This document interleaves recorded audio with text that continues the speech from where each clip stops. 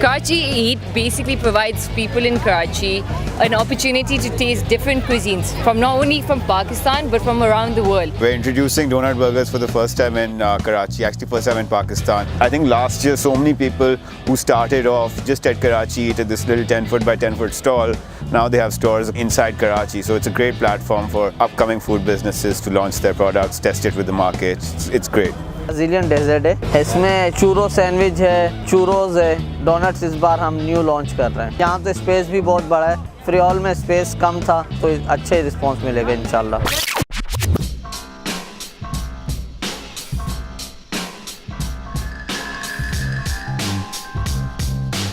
कचरे वाला डब्बे था वो बस लोग देख रहा था ये जगह खाली है कोई है नहीं बस फेंक दो।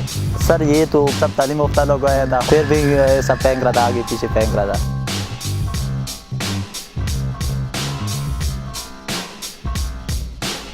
डब्बा लगाया था, डब्बा भी था, बड़ा बड़ा डब्बा भी था, पर वो और कुछ निकल जाते हैं, सारे डब्बा लगाया था, फेंक भी देते साहब, क्या करें उसको।